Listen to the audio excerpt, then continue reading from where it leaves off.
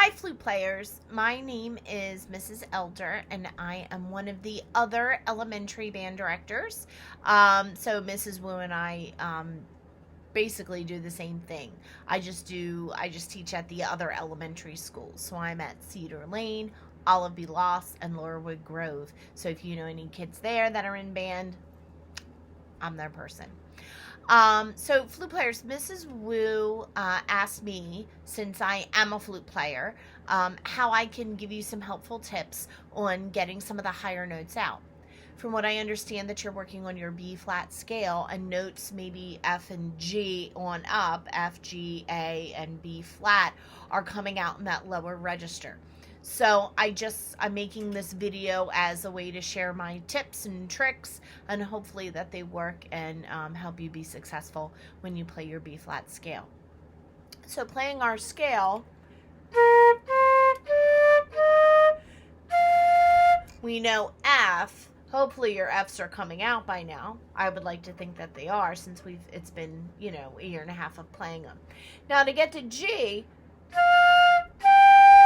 as we go on higher, you're going to need more and more air. So if you feel like you need to take bigger breaths of air, you need to take bigger breaths of air. What I encourage my flute players to do is to imagine themselves diving into a pool, a very long pool, and you have to swim all the way across to the other end, but you can only take one breath. When you're diving into a pool or you're jumping into a pool, you take a nice big breath like this, like that. So we want to fill our body up with air. So everybody, let's take 3 big breaths together. Ready, friends? And let it out. Number 2. Let it out. And number 3. And let it out. So as you are when you have to take your breath, that's the kind of breath that you're going to have to take. Make sure you are taking a full breath of air, because it's that air that's really has to move fast. So my first tip would be, make sure you're taking a big enough breath of air. Practice breathing, expanding your chest, expanding your stomach with your diaphragm. And I can do another video on that too if you need help. Second thing you can do is you can roll. As you go higher, you can roll your head joint in towards you a little bit. And when I say roll it in, I mean like very minute. I'm going to sit like this, and I'm going to hope you can see my profile. Let me just get myself situated. And as I'm playing the higher notes, I want you to see if you can see my flute just rolling in very slightly. Okay? I'm going to start down on B flat. I'm going to go up. I might go past the high B flat so you can see as we get higher and higher how that head joint rolls in.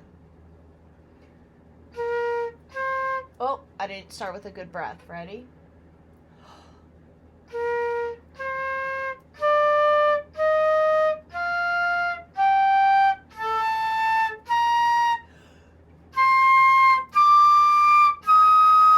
So hopefully you were able to see my flute gradually work itself into this position.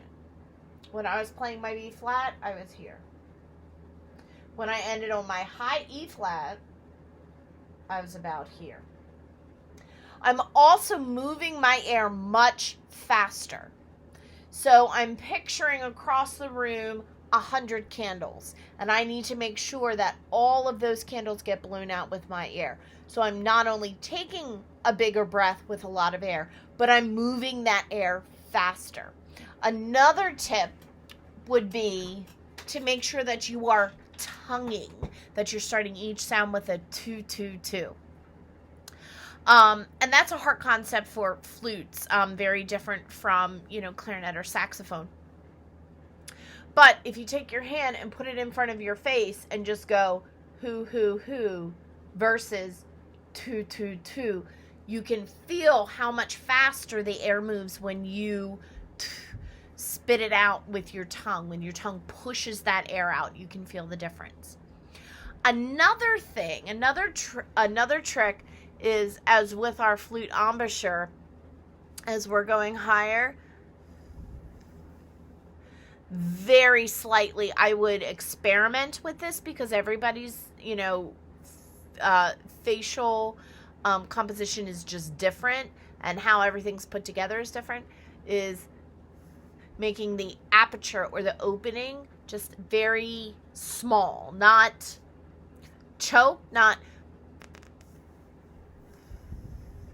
but let's see if I can get this closer. Hold on, guys. So if I'm playing a low note,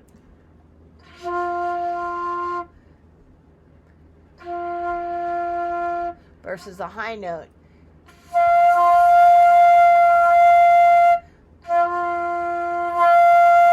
you see that the corners of my mouth kind of tense up a little bit.